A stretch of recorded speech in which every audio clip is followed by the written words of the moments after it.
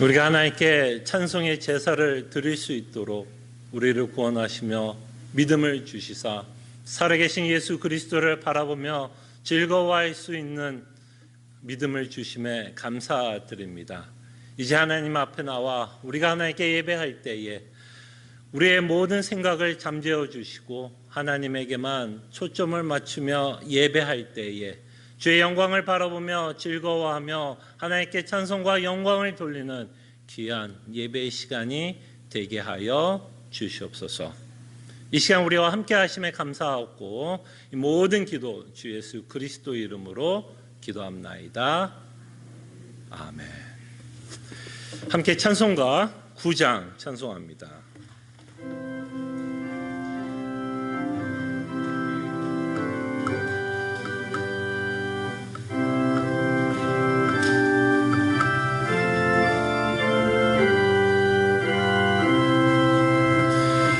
하늘에 가득 찬 영광의 하나님, 온 땅에 충만한 존귀하신 하나님, 생명과 빛으로 지혜와 권능으로 언제나 우리를 지키시는 하나님, 성부와 성자와 성령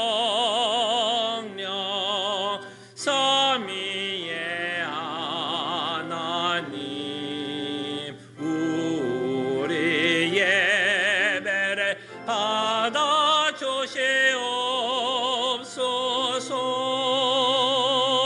사랑이 넘치는 자비하신 하나님, 은혜가 풍성한 구원의 하나님, 참회의 심령에 평안을 주시옵고 죄악과 허물을 용서하여 주소서. 찬송과 영광과 생명 구원의 하나님, 우리 예배를 받아 주시옵소서.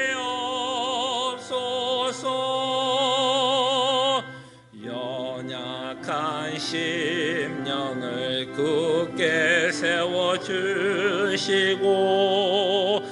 우둔한 마음을 지혜롭게 하시고 받들어 참되게 살아가며 주 말씀 따라서 용감하게 하소서. 권능과 지혜와 사랑 은혜의 하나님, 우리 예배를 받아 주시옵소서.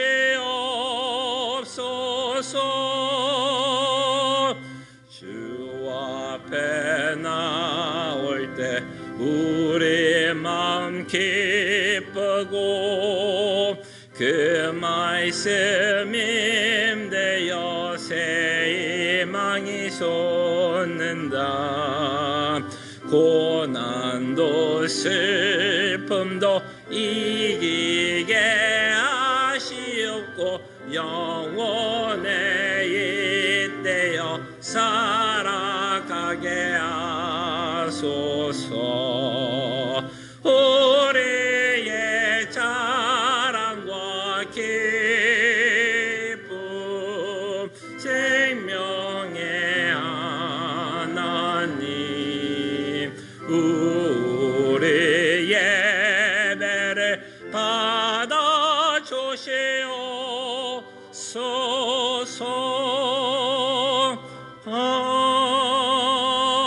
아멘.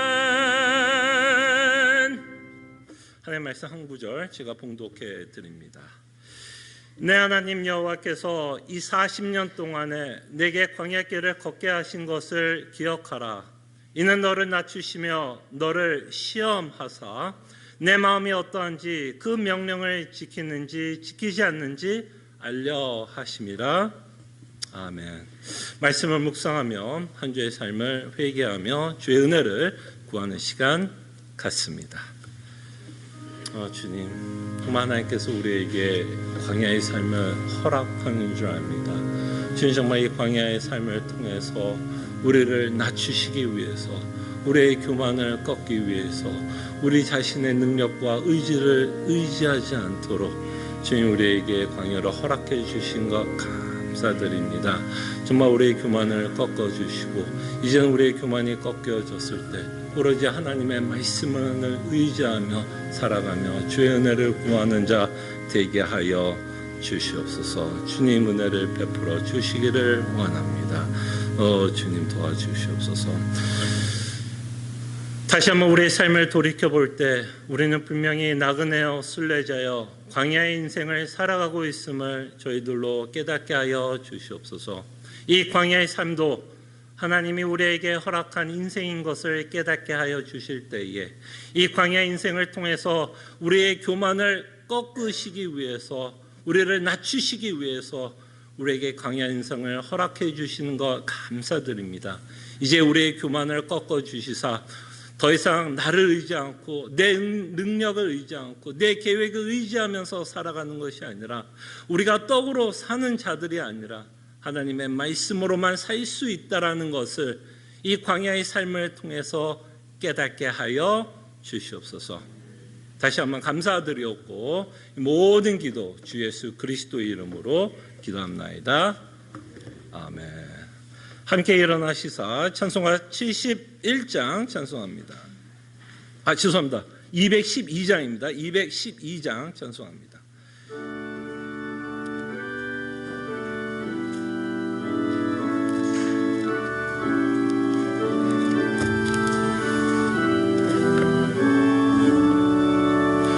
겸손히 주를 섬길 때 괴로운 일이 많으나 구주여 내게 힘주사 잘 감당하게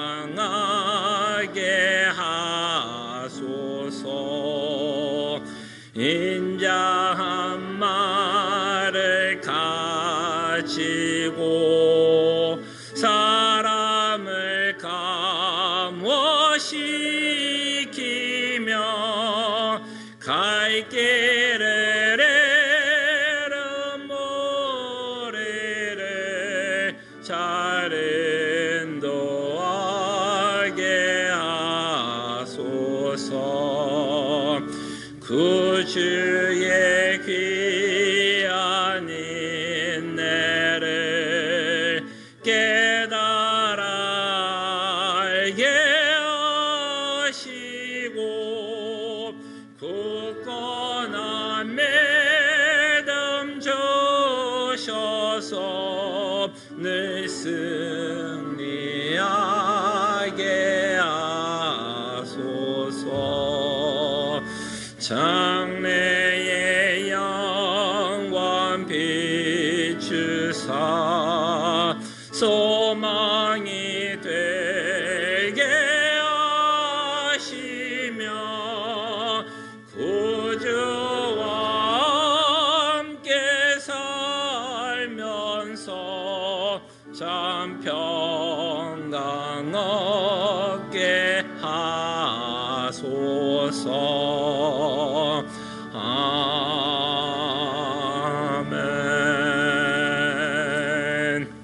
함께 시편 71편 함께 교독합니다. 여호와여, 내가 주께 피하노니 내가 영원히 수치를 당하게 하지 마소서.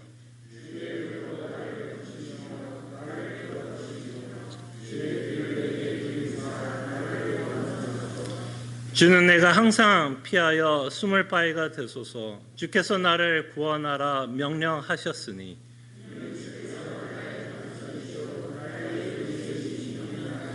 나의 하나님이여 나를 악인의 손 곧 불의한 자의 흉악한 자의 장중에서 피하게 하소서.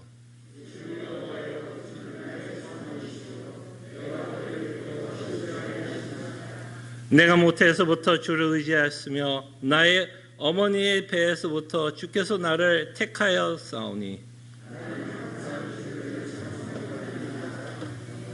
아멘. 우리의 신앙을 함께 고백합니다. 전능하사 천지를 만드신 하나님 아버지를 내가 믿사오며 그 외아들 우리 주 예수 그리스도를 믿사오니 이는 성령으로 잉태하사 동정조 마리에게 나시고 본디오 빌라도에게 고난을 받으사 십자가에 못 박혀 죽으시고 장사한 지 4일 만에 죽은 자 가운데서 다시 살아나시며 하늘에 오르사 전능하신 하나님 우편에 앉아 계시다가 저희로서 산 자와 죽은 자를 심판하러 오시리라. 성령을 믿사오며 거룩한 공예와 성도가 서로 교통하는 것과 죄를 사해 주신 것과 몸이 다시 사는 것과 영원히 사는 것을 믿사옵나이다. 아멘. 자리에 앉으시겠습니다. 함께 찬송가 380장 함께 찬송합니다.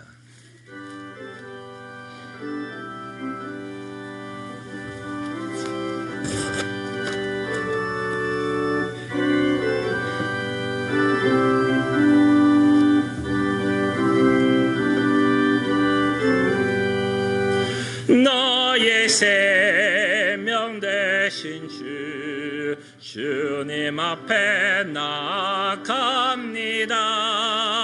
주의 흘린 모혈로 정케 하사 받아주소서. 날마다 주를 찬송하겠네. 주의 사랑 줄로서 나를 굳게 잡아 매소서.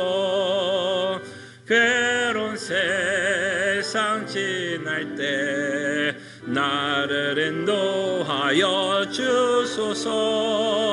주를 믿고 나가면 나의 길을 잃지 않겠네. 날마다 주를 찬송하겠네. 주의 사랑 늘로서 나를 굳게 잡아 매소서. 세상 살아갈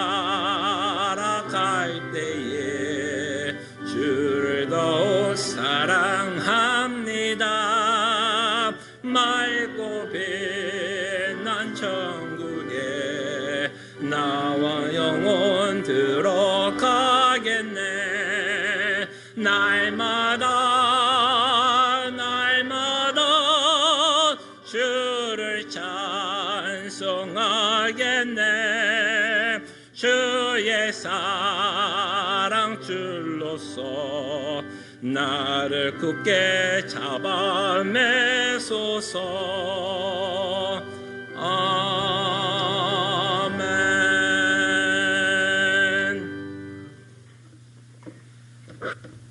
기도합니다.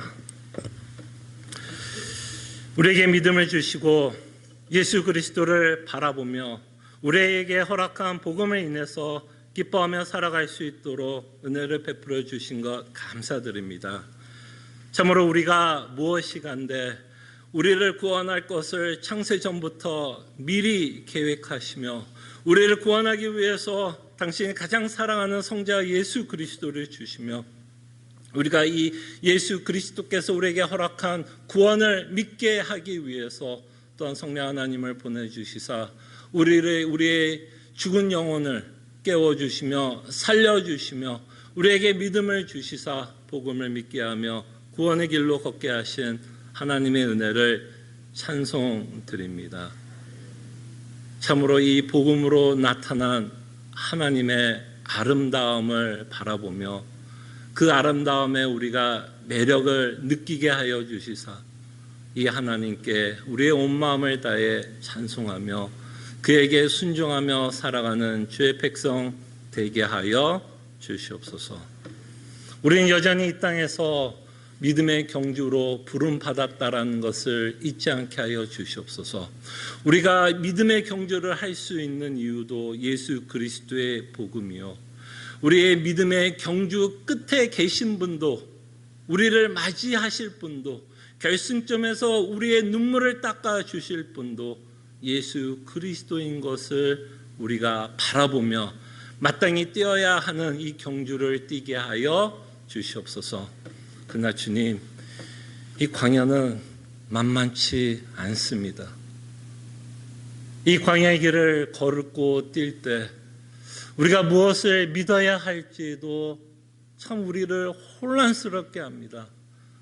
세상에는 참으로 많은 가르침이 있고 너도 나도 다 이것이 하나님의 말씀이다, 복음이다, 성경에서 가르치고 있는 말씀이다라고 외칩니다. 그 가운데 주님, 우리가 혼란스럽지 않도록 그 많은 음성 가운데 우리의 선한 목자 되시는 예수 그리스도의 음성만을 들을 수 있도록, 구분할 수 있도록, 분별할 수 있도록 주님 은혜를 베풀어 주시옵소서. 우리가 어찌 그것을 분별할 수 있는 능력이 있겠습니까? 주께서 그 능력을 주시사 선한 예수 그리스도의 음성만 듣고 경주하게 하여 주시옵소서. 또한 이 광야는 우리를 힘들게 하는 일도 참 많습니다. 예기치 않았던 것, 계획하지 않았던 것, 재정적인 문제, 가정의 문제, 건강의 문제, 인간관계의 문제, 교회의 문제, 정치 문제, 살아가고 있는 사회적 문제, 우리를 너무나 혼란스럽게 하는 너무나 많은 문제들이 우리 앞에 있습니다. 그럴 때 우리는 질문하게 됩니다. 과연 하나님은 어디에 있을까? 내가 이렇게 신음하고 있고 내가 이렇게 아파하고 있는데 과연 정말 하나님은 나와 함께 하실까? 진짜 하나님은 나의 선한 목자일까? 라는 의심과 오해하는 마음도 듭니다. 그럴 때 주님, 행여나 우리가 하나님을 의심하지 않도록, 행여나 하나님의 신실하심을 오해하지 않도록 우리의 마음을 지켜 주시옵소서. 정말 우리의 마음은 갈대 같습니다. 우리 너무 연약합니다. 너무나 쉽게 무너집니다. 그럴 때 주님, 우리의 믿음을 붙잡아 주시옵소서. 우리가 이 광야에 살아가면서 믿을 수 있는 분은 오로지 하나님밖에 없음을 기억하게 하여 주시사 우리가 떡으로 사는 자들이 아니라 하나님의 말씀으로만 살 수 있는 자라는 것을 저희들이 광야 인생 가운데서 깨닫게 하여 주시옵소서. 그럴 때 이 광야에서 우리의 환경 가운데서 힘든 상황 가운데서 복음만이 우리의 참된 위로가 있다라는 것을 깨닫게 하여 주시옵소서. 이 세상이 아무리 흔들려도 아무리 난리가 나도 예수 그리스도께서 우리를 붙잡고 있고 인도하시기 때문에 우리는 반드시 그 종착역에 그 결승점에 도달할 것을 저희들이 믿습니다. 주께서 우리 인생을 붙잡아 주시고 인도하여 주시옵소서. 그러기 위해서 시애틀 남포 제2장로교회를 세우신 줄 압니다. 우리가 혼자 뛰는 것이 아니라 우리가 함께 뛰게 하여 주시옵소서. 참으로 이 교회는 참으로 다양한 성도들이 이곳에 모였습니다. 서로의 각자가 성경을 이해하는 정도도 다르고 각자가 성경을 바라보는 관점도 다를 수 있고 각자가 살아왔던 문화적인 환경도 다를 수 있고 각자가 교회 안에서 자랐던 환경이 달라 서로가 서로를 어색하게 할 때도 있고 불편하게 할 때도 있고 그럴 때 정말 우리가 잊지 않기를 원하는 것은 우리가 한 아버지를 믿고 있으며 같은 구원을 받고 있으며 같은 예수 그리스도를 믿고 있다라는 이 정체성을 잊지 않게 하여 주실 때에 우리의 느낌이 하나라서 하나가 아니라 정말 우리가 그리스도 안에 있기 때문에 우리가 믿음의 눈으로 우리 공동체를 끊임없이 바라보며 함께 신앙생활하며 함께 믿음의 경주를 뛸 수 있는 공동체가 되게 하여 주시옵소서. 성도의 기쁨에는 함께 동참하는 교회가 되게 하여 주시고, 성도의 슬픔에는 함께 공감하며 함께 울어주며 함께 위로할 수 있는 교회가 되게 하여 주시옵소서. 그리스도께서 우리를 오래 참고 긍휼을 베푼 것처럼 참으로 옆에 있는 성도들의 부족한 모습이 보일 때 그리스도께서 우리를 오래 참고 긍휼을 베푸는 것 같이 성도를 향해서도 오래 참고 긍휼을 베푸며 이해해 볼 수 있는 마음을 허락해 주시옵소서. 성도 각자의 인생 가운데 주께서 함께 하시고, 또한 그들이 기도하고 있는 많은 기도 제목들이 있고, 그들이 정말 하나님께 기도하는 제목 위에 주께서 함께해 주시고 응답해 주실 때에 하나님의 선하심과 하나님의 인자하심을 맛보는 귀한 성도들 되게 하여 주시옵소서. 이 시간 우리와 함께 또 주일학교 예배합니다. 그들의 예배 위에도 주께서 함께 하시고 참으로 동일한 하나님을 찬양 돌리게 하여 주시고, 참으로 말씀이 선포될 때에 성령 하나님께서 그들의 마음을 붙잡아 주시고 모든 방해하는 여러 생각들 가운데 하나님만 바라보며 하나님의 말씀을 들으며 주의 영광을 바라보며 즐겁게 예배하는 귀한 주일학교 되게 하여 주시옵소서. 또한 저희 교회가 후원하고 있는 많은 또 선교지가 있고 교회가 있습니다. 참으로 그 선교지를 저희들이 잊지 않게 하여 주시옵소서. 끊임없이 캄보디아, 카자흐스탄 교회들 기억해 주시고 기도하게 하여 주시고, 또한 우리가 후원하는 교회들 위해서도 참으로 그 교회가 예수 그리스도의 복음을 전하는 귀한 교회가 되게 하여 주시고, 성령 하나님께서 그들이 성도들이 복음의 위로를 받는 귀한 역사가 일어나게 하여 주시옵소서. 또한 저희가 후원하고 있는 신학교회도 함께해 주시고 참으로 목사를 키워내는 신학교 위에 참으로 그 모든 과정 가운데 그리스도의 영광과 그리스도의 복음으로 학교가 운영되며 은혜 안에서 은혜 안에 있을 수 있도록 그 신학교도 함께하여 주시옵소서. 이제는 하나님의 말씀을 듣습니다. 정말 하나님의 말씀이 정말 때로는 날쌘 검처럼 우리의 골수를 쪼개주시고, 때로는 우리 안에 꼭꼭 숨겨놨던 우리의 죄성이 드러나게 하여 주시고, 그 죄성이 드러날 때에 회피하지 않고 담대히 바라보며 하나님께 회개할 수 있는 마음 또한 주시고, 또 말씀이 선포될 때에 은혜가 필요한 자에게는 은혜를 허락해 주시고 위로가 필요한 자에게는 위로를 허락해 주실 때에 우리가 이 말씀을 통해서 하나님이 우리와 인격적으로 교제하며 우리와 함께 사귀기를 원하시는 참으로 따뜻하고 따스한 하나님 아버지라는 것을 우리가 이 말씀을 듣는 시간을 통해서 깨닫게 하여 주시옵소서. 참으로 감사합니다. 우리를 다시 한번 이곳에 불러주시고 참으로 하나님을 예배하며 이 세상에 줄 수 없는 참된 즐거움과 기쁨, 그리고 아버지께 기도하게 하심에 감사하옵고 이 모든 기도 주 예수 그리스도 이름으로 기도합나이다. 아멘.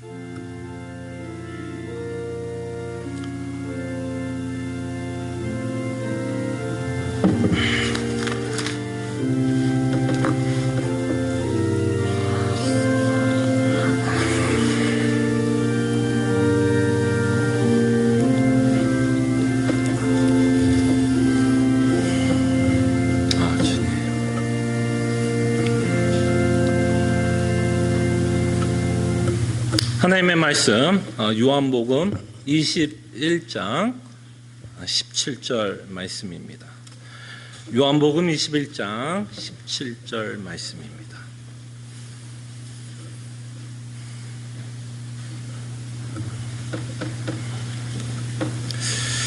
하나님의 말씀이 이러합니다.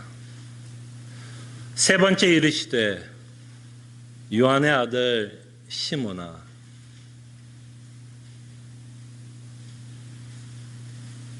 요한복음 21장 17절 제가 다시 한번 봉독해 드립니다.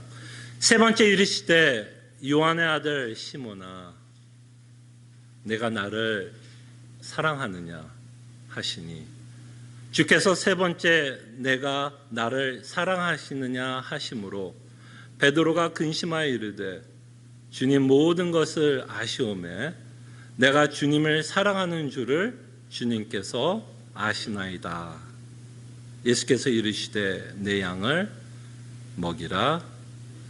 아멘. 이 구절은 굉장히 요한복음에서도 아마 가장 유명한 구절 중에 하나일 것입니다. 예수님이 예언한 대로 베드로는 예수님을 3번 부인을 했고 마지막에는 정말 예수 그리스도를 모른다고 했고 예수님을 이렇게 저주하는 것 같은 말로 예수님을 정말 부인했던 베드로였습니다. 그리고 예수님은 죽으셨고 부활하셨고 승천하기 전에 다시 한번 제자들을 만나십니다. 그 제자들을 만나는 과정 가운데 기록하고 있는 내용입니다. 특별히 예수님이 베드로를 만납니다. 그러면서 이 내용은 사실 예수님이 베드로에게 똑같은 질문을 3번 합니다. 오늘은 여러분들과 함께 예수님이 베드로에게 질문했던 이 내용에 대해서 여러분들과 생각했으면 합니다. 그래서 예수님은 베드로에게 3번을 물어봤죠. 뭘 물어봤죠? 내가 나를 사랑하느냐. 베드로에게 묻습니다. 예수님이 너가 진짜 나를 사랑하느냐. 참 재미나는 질문인 것 같아요. 많은 것을 생각하게 됩니다. 저 같으면 제가 예수님이었으면 일단 베드로를 앉혀놓고 이걸 질문하기 전에 저는 일단 베드로를 치주했을 것 같아요. 뭐라고 치주했을까요? 너 왜 그랬어? 여러분 그렇지 않아요? 베드로 잘못했어요, 안 했어요? 보통 여러분 자녀가 잘못하면 보통 처음으로 물어보는 게 치주 아니에요? 너 왜 그랬어? 너 왜 그랬어? 제가 만약에 예수님이었던 베드로에게 치주와 신문했을 것 같습니다. 야, 너 왜 그랬어? 너 왜 나 부인했니? 라고 물어봤을 것 같은데 예수님은 그런 치조하지 않았습니다. 신문하지 않았어요. 이미 예수님은 알고 있었죠. 베드로가 무엇을 할지는 이미 알고 있었고 그런 상황에서 그대로 이루어졌고 예수님은 부활하시면서 이제 베드로에게 다시 한번 물어봅니다. 내가 나를 사랑하느냐. 어쩌면 이 질문 안에는 치조도 들어갈 수 있을 것 같아요. 정말 너가 날 사랑하냐? 아마 베드로는 마지막에 가서는 대답을 못했어요.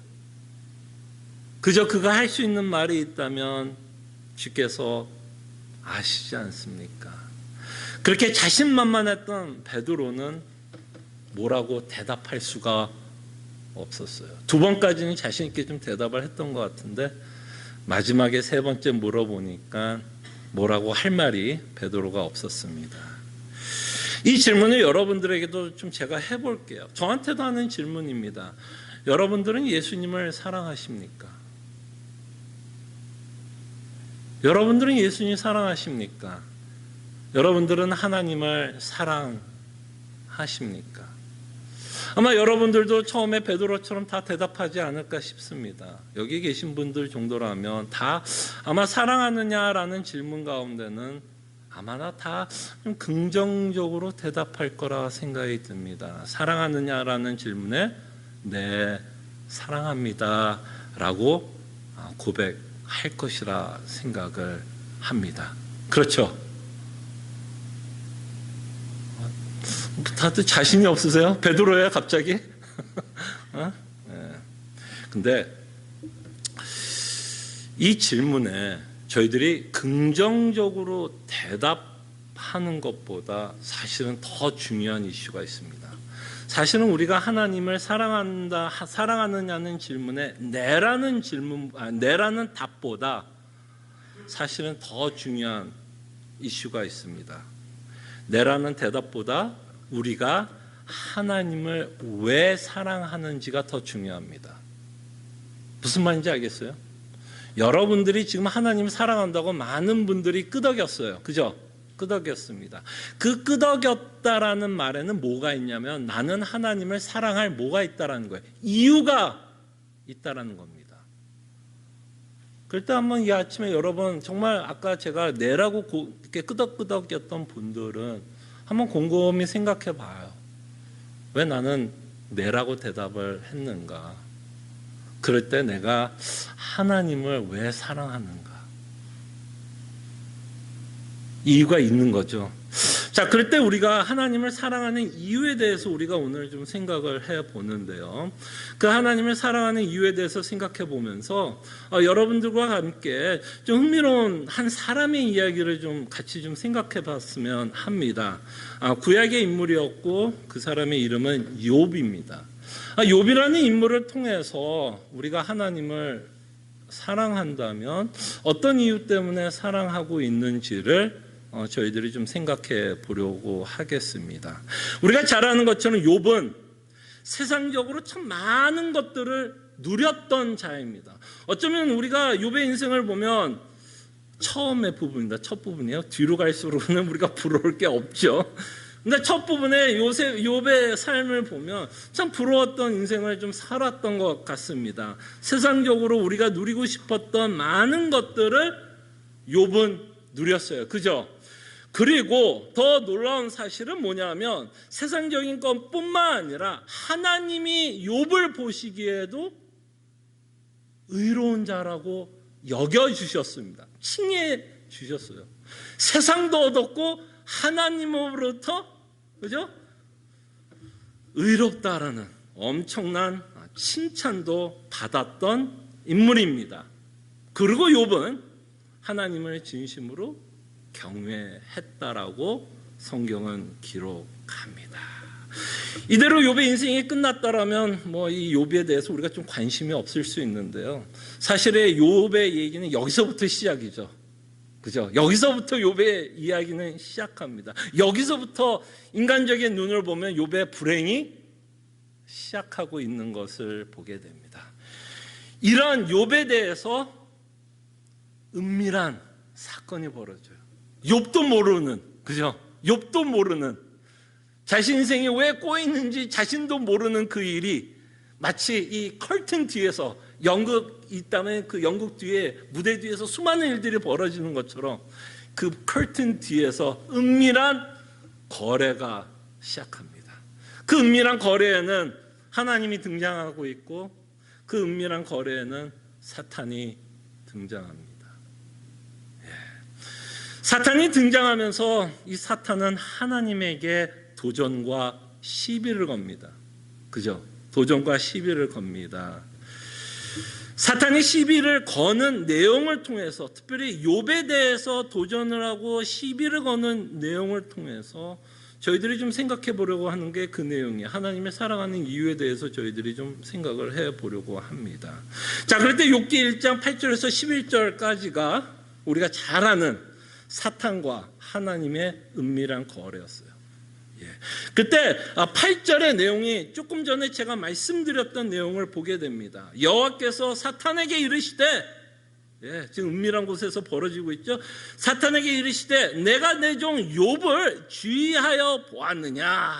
지금 하나님의 마음이 없대요. 욥에 대해서 너무 지금 프라이드한 거죠. 너무 자랑스러운 거야. 사탄에게도 지금 뭐 하는 거죠? 자랑하고 있는 거잖아요. 지금요. 주의하여 보았느냐.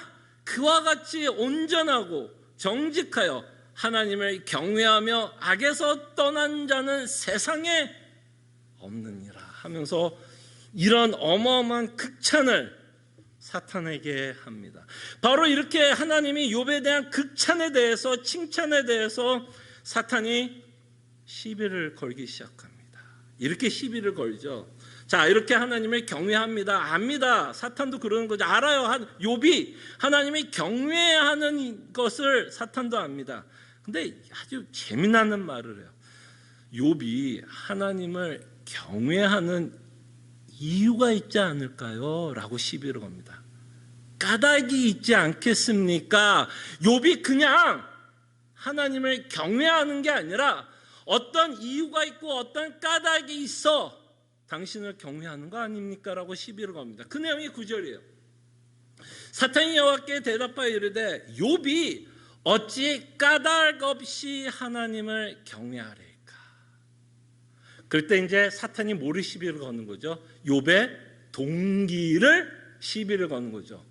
욥이 하나님을 경외하고 있다면 그 이유에 대해서 시비를 거는 겁니다. 마찬가지로 여러분들이 하나님을 지금 사랑하고 있다면 마치 사탄이 하나님께 이렇게 얘기하는 거죠. 이들이 하나님을 사랑한다라고 이야기하고 있는데 까닭 없이 하나님을 사랑하겠습니까? 라고 시비를 건다고 생각을 하면 좋을 것 같아요. 그럴 때에 사탄은 욥이 왜 하나님을 경외한다라고 시비를 거나요? 뭐 때문에 욥이 하나님을 경외한다라고 이야기하죠? 바로 10절의 내용. 이 내용 때문에 욥이 하나님을 경외하는 거 아닙니까? 라고 말을 합니다. 10절입니다. 자, 주께서 그와 그의 집과 그의 모든 소유물을 울타리로 두르심 때문이 아니니까. 무슨 얘기예요? 하나님이 당신이 욥을 이 세상의 것으로 얼만큼 엄청나게 축복해 주셨으니까 그 욥이 하나님을 경외하는 거 아닙니까?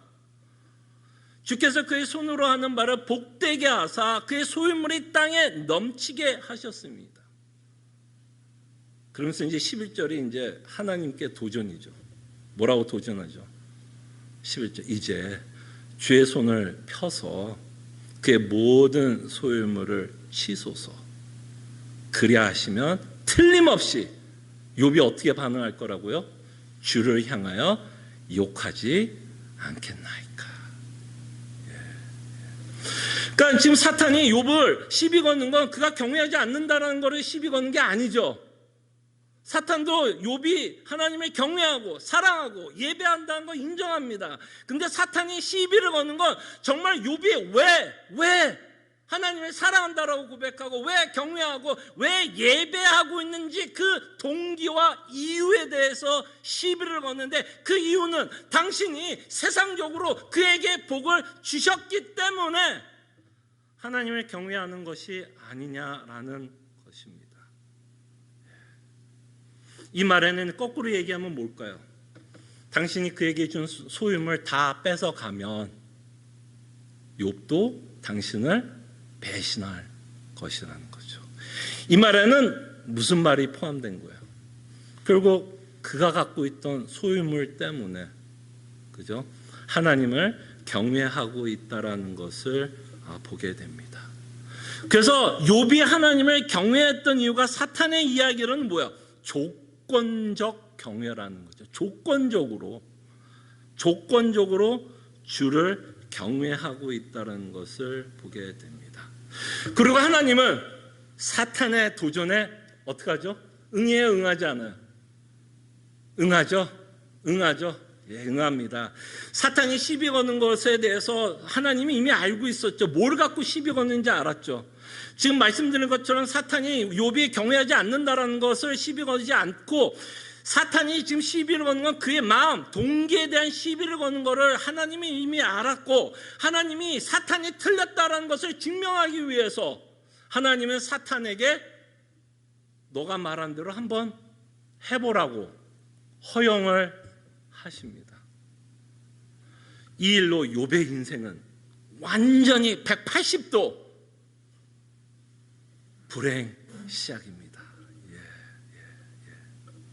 자, 그러나 우리가 아는 것처럼 욥의 결말을 우리는 이미 알고 있습니다. 여러분들이 욥기를 읽어보면 욥은 물론 과정 가운데서는 많은 스트러글과 갈등이 있었다는 건 보게 되지만 욥의 결말을 보면 끝끝내 욥은 하나님을 신뢰하고 배신하지 않았으며 어떤 조건적으로 하나님을 경외하지 않았다라는 것을 보게 되며 그 안에 참된 신앙과 믿음으로 하나님을 경외하고 있었다라는 것을 저희들이 알고 있습니다. 근데 제가 주목하고 싶은 건 욥이 아니에요. 네. 이 욥의 스토리에는 사탄, 하나님, 그리고 욥, 그 다음에 여러분들이 굉장히 잘 아는 또 하나의 주인공과 조연이죠. 조연같이 나오는 세 친구가 있습니다. 그분들만 우리는 생각을 하죠. 근데 오늘 우리의 그 하나님을 사랑해야 되는 이유에 대해서 생각할 때는 우리는 그 사람들만 생각하는 게 아니라 사실은 욥의 부인을 생각해 봐야 됩니다. 욥의 부인을 한번 생각해 보세요. 여러분, 이 욥의 불행은 욥의 불행만은 아니죠. 누구도 불행했어요. 욥만 불행했어요? 욥의 부인은요? 욥의 부인은 뭐 그 상황에서 할렐루야로 외쳤을까요? 아니면 욥과 똑같이 불행해졌을까요? 당연히 욥과 같이 모든 거를 욥이 잃어버렸을 때 부인도 잃어버린 거 아닙니까? 그럴 때 욥의 부인의 반응은 어땠나요, 여러분? 욥과는 사뭇 달랐죠. 예. 그래서 욥기 2장 9절에 보면 욥의 부인은 자신이 갖고 있었던 모든 것을 잃어버려 욥에게 이렇게 말합니다. 그의 아내가 그에게 이르되 당신이 그래도 자기의 온전함을 굳게 지키느냐?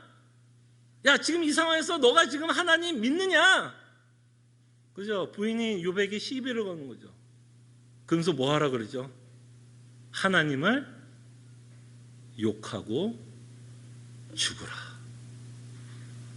그래서 사실 사탄의 시험에서 넘어진 자는 누구예요? 사실 욥이 아니라 사실은 부인이었어요.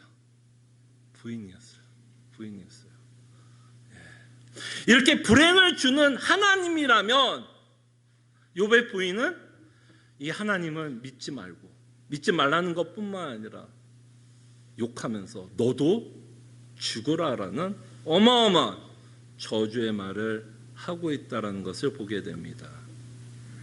그래서 사실 이 부인의 고백을 보면 이 부인은 만약에 하나님을 경외하고 있었다면 이 부인은 분명히 사탄이 시비를 건 것처럼 하나님께서 그의 인생 가운데서 수많은 것들을 허락했고 소유물을 허락했고 강건하게 해줬기 때문에 하나님을 뭐 했다는 거죠? 경외했다라는 것을 우리는 보게 됩니다. 적어도 이 부인은 뭐예요? 자신이 만족되었을 때만, 하나님이 자신을 만족시켰을 때에만 하나님을 경외하고 있었다라는 것을 저희들은 보게 됩니다.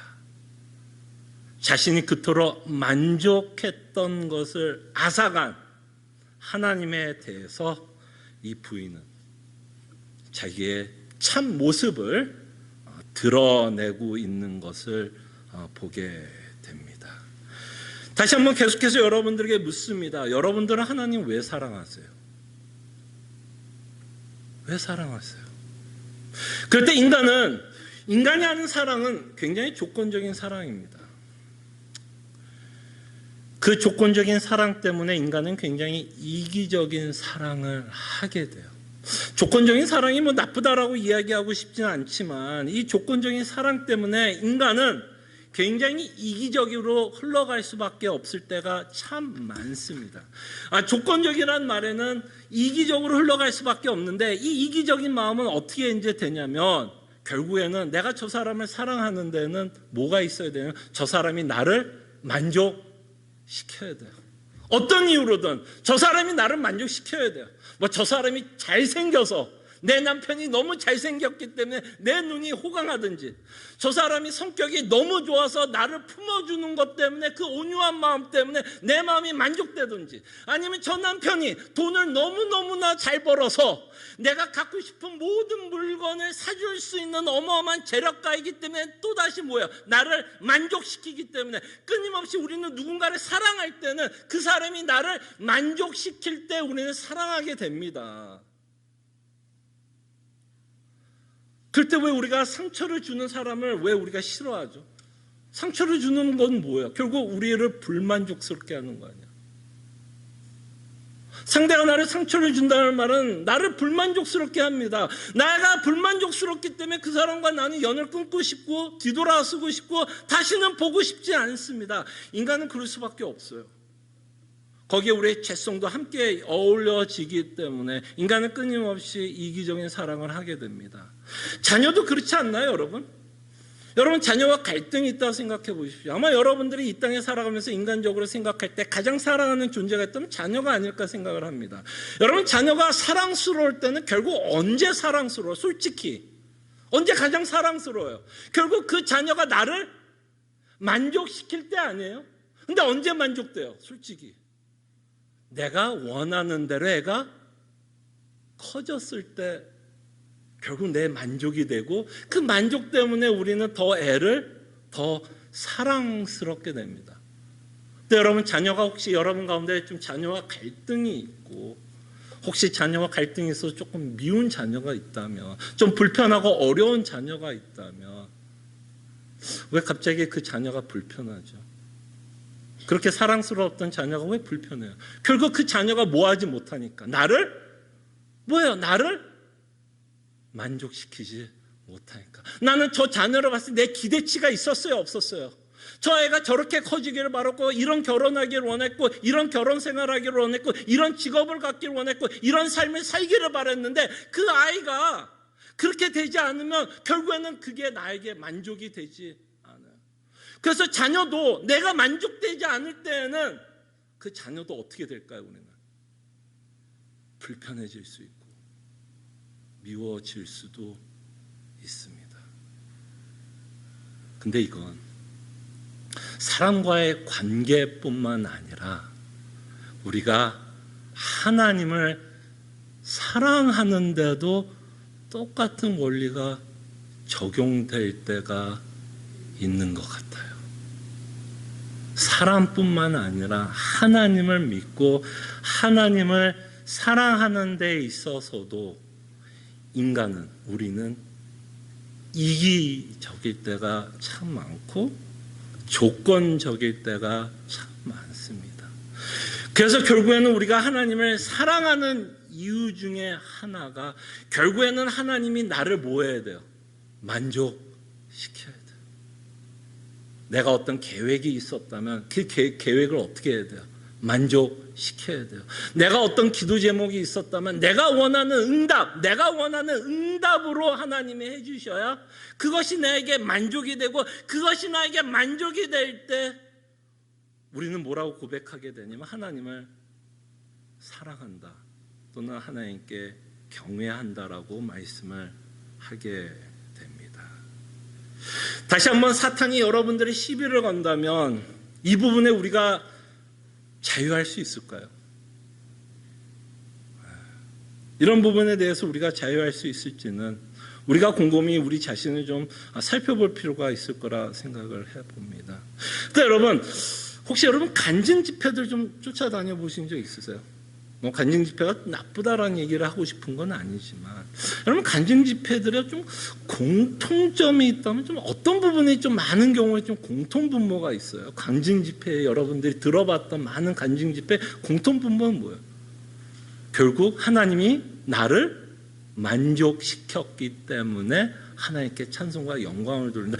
결국 좀 결론이 그렇게 비슷하게 끝나지 않나요? 나에게 어떤 문제가 있었는데 결국 하나님이 해결해 주셨다. 그래서 나는 하나님께 찬송과 영광을 돌린다. 그렇기 때문에 하나님이 나에게 만족을 줬기 때문에 우리는 하나님을 사랑한다라고 고백할 때가 있다라는 것을 보게 됩니다. 자, 그럴 때 성경에서 말씀하고 있는 정말 우리가 하나님을 사랑해야 되는 이유는 다만 내가 만족되었기 때문에 하나님을 사랑한다는 것이 정당한 이유는 아닐 것입니다. 자, 그럴 때 우리가 정말 하나님을 사랑해야 하는 이유는 우리를 만족시켰기 때문에 하나님을 사랑하는 이유는 아닙니다. 이따가 이제 결론을 갖고 이제 좀 여러분들에게 설명을 하면서 가겠지만, 우리가 정말 하나님을 사랑하는 이유는 하나님 자신을 사랑하는 거예요. 하나님 존재 자체를 사랑하는 겁니다. 하나님이 어떤 분이라는 것 때문에 그 하나님에 대한 매력과 매료가 되어서 그분을 사랑하게 됩니다. 그분이 나를 어떻게 해줬기 때문에 사랑이 아니라 그 하나님 자신에 대한 매력 때문에 우리는 하나님을 사랑합니다. 하나님 존재 자체를 우리는 사랑하게 됩니다. 자, 근데 문제가 여기에 있습니다.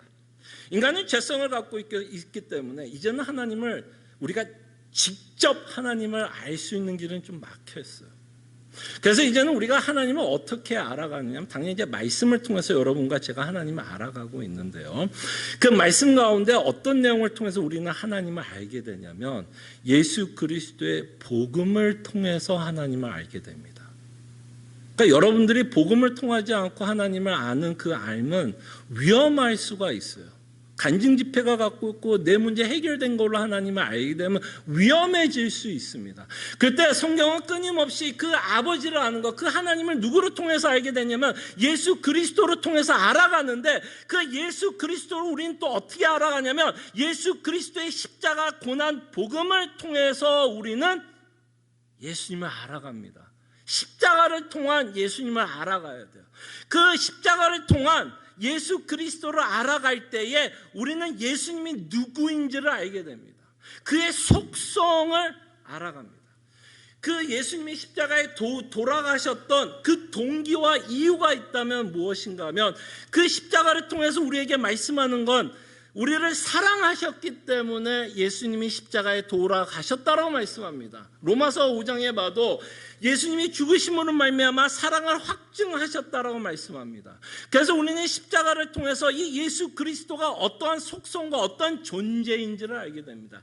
그의 속성을 알게 돼요. 그의 사랑의 속성, 인자하심, 오래 참으심, 긍휼, 성실하심, 선하심, 거룩하심, 공의로운 하나님이라는 것을 우리는 십자가에서 나타난 복음을 통해서 알게 됩니다. 그럴 때 우리는 이런 속성들을 아까 말했던 사랑, 그죠? 인자함, 오래 참음, 긍휼 이런 본성을 신학자들이 조금 분류를 해서 좀 이야기를 했습니다. 어떤 신학자는 이것을 도덕적 본성이라고 표현해서 하나님이 갖고 있는 도덕적 본성 또는 어떤 신학자들은 이런 본성, 이런 속성을 공유적 속성이라고 불렀습니다. 공유적. 이 공유한다는 말은 뭔지 아시죠? share. 뭐에 대한 share일까요? 이 하나님이 갖고 있던 사랑, 거룩함, 인자함, 긍휼하심 이런 건 누구도 갖고 있다? 인간도 갖고 있는 속성이다라는 거예요. 그러니까 여러분들이 사랑합니다. 인자하게 굽니다. 이거는 믿지 않는 자들도 하죠. 물론 성경에서 요구하는 기준치만큼 사랑하고 긍휼을 베푸고 그렇지는 않더라도 우리가 인간사 안에서도 믿지 않는 자들도 긍휼을 베풀어 안 베풀어요? 기부를 해요 안 해요? 불쌍한 자들 고아와 과부를 위해서 돌봐야 안 돌봐요? 돌봅니다. 그런 면에서 공유하고 있다라는 의미에서 이런 표현을 해요. 공유적 속성이다라고 얘기합니다. 제가 이 얘기를 왜 여러분들에게 하냐면 예수님이 십자가에 죽으신 동기가 이 하나님이 갖고 있었던 도덕적 속성 때문에 예수님이 십자가에 죽고 있다는 거예요. 아까 말했던 도덕적 속성이 뭐예요? 사랑, 거룩하심, 인자하심, 선하심, 오래 참으심. 그 속성 때문에 예수님이 뭐예요? 그 속성 때문에 그게 동기가 되어서 예수님이 이 땅에 오셨고 우리를 위해서 십자가에 죽으십니다. 자, 그럴 때 여러분 우리가 이런 말 많이 합니다. 우리는 예수님을 닮아가면서 살아가야 됩니다라고 이야기합니다. 그죠? 그리스도를 닮아가야 된다. 그럼 여러분들은 예수님의 어떤 속성을 닮아가는 걸까요? 이게 바로 도덕적 속성 또는 공유적 속성을 닮아가는 거예요. 그의 인자하심, 그의 긍휼하심, 그의 성실하심, 그의 사랑하심, 그의 거룩하심, 그의 공유하심, 그가 갖고 있던 도덕적 속성을 저희들이 닮아가는 겁니다. 자, 그리고 또 하나, 이런 속성만 하나님이 갖고 있지는 않습니다. 그죠? 이런 도덕적 속성만 예수님이 갖고 있는 것이 아니라 이 도덕적 속성을 때문에 예수님이 이 땅에 오셔서 우리를 사랑하기 때문에 구원을 하셨는데, 그럼 이 마음만 가지면 여러분과 저를 구원할 수 있을까요? 하나님이? 사랑하는 마음만 있으면 여러분과 저를 구원할 수 있어요? 사랑하는 마음만 있어서 우리를 구원할 수 있지는 않습니다. 그가 우리를 구원할 수 있는 뭐가 있어야 될까요? 능력도 있어야 됩니다. 능력이 있어야 우리를 구원하실 거 아니에요. 뭐 약속만 하면 뭐예요? 그 약속을 이행할 수 있는 능력이 없다면 그 약속은 백지수표가 됩니다. 자, 그럴 때 이 하나님을 갖고 있었던 또 하나의 속성이 있는데 그것을 우리는 또 이렇게 한번 본성적 속성 또는 비공유적 속성이라고 말씀을 드리겠습니다. 비공유적. 왜 비공유적이라는 단어를 쓰고 본성적 속성이라는 단어를 쓰게 되냐면 이거는 누구만 갖고 있는 속성이에요. 하나님만 갖고 있는 속성이에요. 그렇기 때문에 우리와 쉐어해요, 쉐어하지 않아요. 절대로 우리랑 쉐어하지 않습니다. 그럴 때 비공유적 또는 본성적 속성은 뭘까요, 여러분? 여러분들이 잘 아는 것처럼 그의 전능하심, 그의 전지하심, 그죠? 그런 속성들, 그의 영원하심, 그의 불변하심, 이런 속성들은 인간은 갖고 있지 않아요. 그래서 아까 말씀드린 것처럼 여러분들이 예수님을 닮는다 그러면 여러분들이 예수님이 하나님이 갖고 있는 본성적 속성을 닮을 수 있을까요, 없을까요? 본성적 속성은 절대로 닮을 수가 없고, 우리가 닮는다면 도덕적 속성, 그의 사랑, 그의 성격적으로 나타나는 속성을 우리가 닮아갑니다. 예수님이 사랑하는 마음뿐만 아니라 예수님이 능력을 갖고 있었고 하나님이 능력을 갖고 있었기 때문에 예수 그리스도께서 이 땅에 오셔서 죽으심에도 불구하고 뭐를 허락하냐면 부활을 허락합니다. 이게 가능했던 건 뭐예요? 그의 전능하심, 그가 갖고 있었던 본성적 속성 때문에, 하나님이 갖고 있었던 능력 때문에 우리의 구원을 이루십니다. 그래서 여러분들은 십자가를 통해서 누구를 알아가는 거예요, 사실은? 하나님을 알아갑니다. 하나님을 알아갑니다. 그의 사랑도 알아가지만 그가 얼마나 대단한 하나님이시고 그가 얼마나 전능하신 하나님이시고 얼마나 전지하시며 지혜로운 하나님인 것을 우리는 저 십자가를 통해서 우리는 깨닫게 됩니다. 자, 그럴 때 우리가 하나님을 사랑하는 이유가 다만 우리가 원하는 것을 하나님이 채워주시고 내가 위기에 처했을 때 도와주시고 그렇게만 하나님을 사랑하는 이유를 갖게 되면 언제 문제가 생길까요, 여러분? 그것이 없어지는 날에는 문제가 생깁니다. 하나님이 평생 여러분들이 죽을 때까지 여러분들에게 필요한 거, 갖고 싶은 거, 채워주길 원하는 거, 필요한 도움의 손길을 죽을 때까지 해주시면 문제가 없겠지만 여러분 인생 가운데서 그래야 안 그래요? 매일같이 도와주세요. 그냥 매일같이 문제. 그럼 팬데믹 끝났죠, 여러분. 그죠? 그렇지 않다고요. 그렇지 않다고요. 이렇게 내 것이 채워지는 것으로만 하나님을 알게 되고 나를 도와주시는 참으로 좋으신 하나님이란 것으로 알게 되면 그때는 굉장히 위험해질 수 있다는 얘기예요. 제가 말씀드리고 싶은 건 하나님이 여러분 뭐 필요한 것을 안 채워준다는 얘기도 아니고 안 도와준다는 이야기도 아닙니다. 이렇게만 여러분들이 하나님을 알고 간증하게 되면 욥 같은 일이 벌어지면 우리도 모르게 욥의 부인처럼 반응하게 되기 때문입니다. 그래서 성경은 안전하게 그 하나님을 알 수 있는 방법을 우리에게 주는데 그것은 바로 예수 그리스도를 통한 구원으로 인한 우리로 하나님을 알게 하신다라는 겁니다. 그래서 우리는 십자가를 통해서 하나님을 알기를 원해요. 근데 여기서도 우리가 조심해야 될 부분은 뭐냐면 제가 여러분들에게 구원을 굉장히 많이 강조합니다. 그죠? 저는 구원을 굉장히 강조해서 어느 정도까지 이야기했냐면 어느 상황 가운데서 하나님께서 우리에게 베풀어 주신 구원 때문에 우리는 항상 기뻐하고 감사할 이유가 있다라고 말씀을 합니다. 근데 여기서만 끝나면 자칫 위험해질 수가 있어요. 그저라는 단어를 쓰면 안 돼요. 우리가 받은 구원만을 가지고 하나님을 또 믿게 되면 결국 그 구원이 또 뭐가 되냐면 내 만족으로 끝날 수 있어요. 결국 우리가 하나님을 또 믿는 이유가 뭐예요? 결국 구원하셨다는 건 또 뭐가 돼요? 네? 만족 아니에요. 이 땅에 살아가면서 힘들고 어차피 뭐 헛되다 그러고 이 땅에 뭐 희망이 없고 절망스럽고 실망스러우니까 하나님이 나에게 구원을 주셔서 뭐를 시키는 것, 또 나를 만족시키는 것, 이걸로만 끝나면 아까 똑같은 일이 벌어질 수가 있어요. 그때 성경은 여러분 하박국의 고백을 좀 기억했으면 좋겠습니다. 하박국 3장에 보면 전쟁이 일어날 거라고 말씀하고 모든 것이 잃어버릴 때에 하박국이 뭐라고 고백하냐면 구원의 하나님으로 인해 기뻐한다고 고백합니다. 그러니까 구원 때문에 기뻐하는 게 아니라 구원을 주시는 누구 때문에, 하나님 때문에 기뻐한다고 이야기합니다.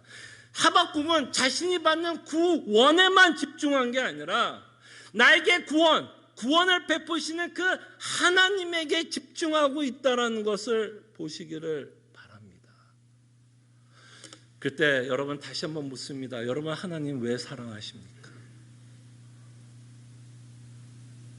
분명히 여러분들이 하나님을 사랑하고 있다면 뭔가 만족이 되기 때문에 하나님을 사랑하는 거예요. 그건 피할 수 없습니다. 그건 나쁜 게 아니에요. 근데 그 만족이 그저 나의 만족으로 끝나는 건지, 아니면 그 하나님을 알아가는 것 때문에, 그 하나님의 속성이 갖고 있는 그 아름다움에 매료되기 때문에, 그 매료되기 때문에, 그 매력 때문에 성경은 끊임없이 하나님을 사랑할 것을 요구합니다. 그래서 우리의 최고의 분기, 우리가 상속받는 최고의 상이 있다면 사실 구원을 넘어 누굴까요? 하나님이 아닐까 싶어요. 사도 바울도 천국에 가고 싶다라고 빌립보서에서 말씀하고 있을 때 왜 천국에 가고 싶어 했을까요? 그저 인생이 힘들어서, 핍박받는 게 힘들어서? 아니요. 뭐 하고 싶어서? 누구랑 함께 있고 싶어서요? 그리스도와 함께 하고 싶어서. 그것이 우리가 하나님을 사랑해야 할 이유가 된다라는 것을 이 아침에 저희들이 좀 생각해 봤으면 합니다. 기도하죠. 이 질문은 예수님이 베드로에게만 하는 질문은 아니라고 생각을 합니다. 끊임없이 하나님의 백성들, 자녀에게도 하나님은 질문합니다. 너가 나를 사랑하느냐? 그때 우리는 다 네라고 대답할 것입니다. 그때 우리가 고민하기를 원하고 우리가 점검하기를 원하는 건 왜 하나님을 사랑하는지, 왜 그분과 사귀고 싶은지, 왜 하나님을 예배하고 싶은지, 경외하고 싶은 이유가 더 중요한 것 같아요. 그때 우리는 십자가를 통해 나타난 예수 그리스도의 속성이 끊임없이 우리에게 매력으로 다가와서 정말 하나님 때문에 우리가 정말 만족하고 사랑할 수 있도록 저희들이 함께 기도했으면 합니다. 기도하죠.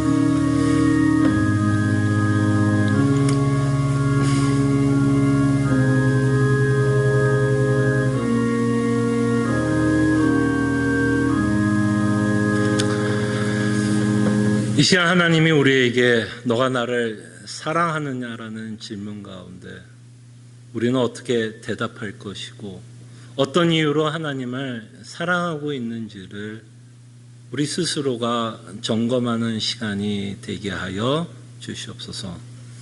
우리는 때로 연약하고 나약하고 이 땅에 살아가면서 필요한 것들이 있고 갖고 싶은 것들이 있기에 당연히 저희가 하나님 아버지께 기도하며 우리의 원함과 우리의 계획과 우리가 갖고 싶은 내용을 이야기하지만 그것 때문에만 하나님을 사랑하지 않도록, 그것이 만족되었기 때문에만 하나님을 사랑하는 것이 아니라 참으로 예수 그리스도로 말미암아 우리에게 주어진 구원으로 인해 그 구원 가운데 우리가 하나님의 아름다운 속성을 바라보기 때문에 하나님을 사랑하게 하여 주시옵소서.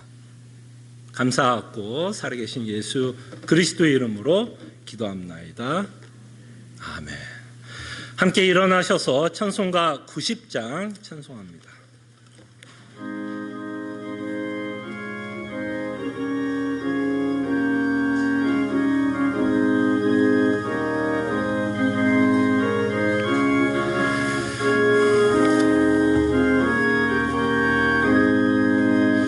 주 예수 내가 알기 전 날 먼저 사랑했네.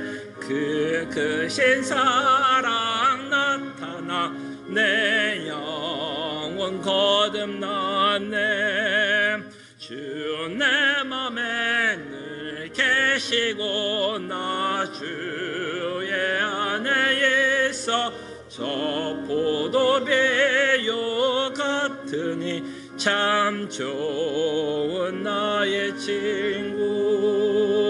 내 친구 대신 예수님 날 구원하시려고 그 귀한 몸을 버리사 내 죄를 세속했네. 나 주님을 늘 믿으며 그 손을 의지하고 내 몸과 마음을 바쳐서 끝까지 충성하리.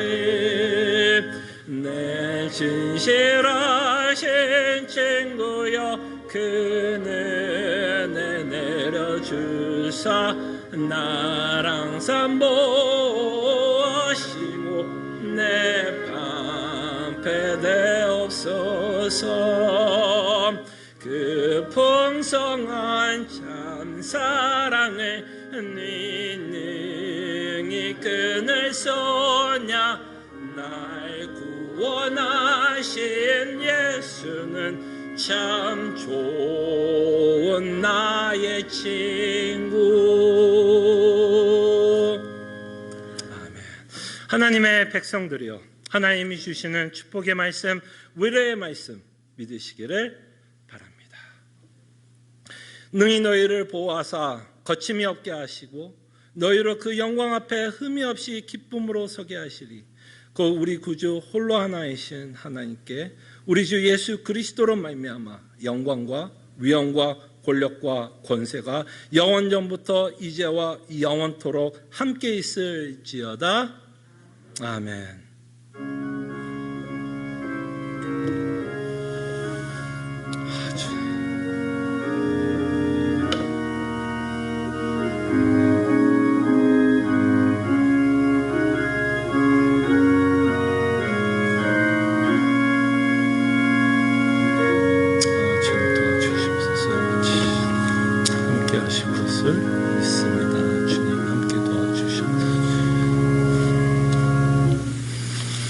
옆에 또 앞에 뒤에 있는 성도들과 인사했으면 합니다. 또 함께 또 하나님 앞에 나와 예배하게 되어 너무 감사하게 생각합니다. 몇 가지 교회 소식을 여러분들에게 알려드립니다. 계속해서 수요 성경 공부 20장 넘어갔는데요. 신자의 자유와 양심의 자유라는 제목을 가지고 저희들이 고백서 계속 살펴볼 예정이고요. 새벽 기도에 토요일날 오전 6시 반에 있음을 알려드리고요. 오늘 정기당에 오후 2시 주무로 있음을 여러분들에게 알려드립니다. 두 가지만 더 여러분들에게 광고를 하는데요. 이제 아마 시애틀도 이제 가을 지나서 이제 겨울 곧 시작할 것 같은데, 가을과 겨울이 되면 이제 비가 오기 시작하지 않겠습니까? 그래서 이제 뭐 날씨가 좋은 날은 여러분들이 나가셔서 파킹장에서 인사하고 좀 담소도 나누고 좀 같이 좀 대화를 했는데, 비가 오면 아무래도 좀 같이 불편할 수도 있어서 비가 오는 날에는 그냥 가시지 마시고, 비가 오기 때문에 가지 마시고 친교실을 좀 개방을 해놓을 테니까요. 친교실에서 자만 좀 눈 좀 맞추시고 좀 같이 좀 담소하시면서 가시면 좋을 것 같아요. 그래서 비가 오면 저희들이 좀 친교실에 모여서 함께 좀 대화 나누고 친교하는 시간을 갖겠습니다. 이것과 함께 여러분들에게 좀 당부의 말씀을 다시 드립니다. 여전히 뭐 지금 바이러스는 좀 돌고 있는 것 같아요. 그래서 여러분 또 친구할 땐 또 같이 또 이렇게 옆에 쓰고 싶고 허구도 하고 싶고 박수도 하고 싶고 바로 옆에서 대화하고 싶지만, 조금만 저희들이 좀 사회적 거리를 조금만 더 좀 신경을 쓰셔서 저희들이 좀 대화를 나눴으면 합니다. 그래서 사회적 거리를 좀 유지해 주시면서 저희들이 계속해서 좀 친교를 했으면 하고요. 마지막으로 여러분들에게 말씀드립니다. 무명의 또 성도가 이러면 기쁘지 않으세요? 또 뭐가 나올려나? 또 뭐 하나 들고 가나 집에? 예. 또 무명의 성도가 좀 뭔가를 준비했다고 합니다. 저도 뭐를 준비했는지 모르고 저도 광고만 여러분들에게 전달해 드리는데요. 무명의 성도가 뭔가를 준비했는데 뒤에 준비를 하는데 두 종류가 있다고 합니다. 두 종류가 있으니까 둘 다 가져가라는 이야기는 아니에요.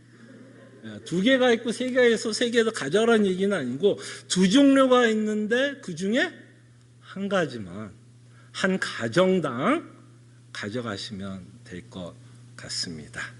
감사합니다.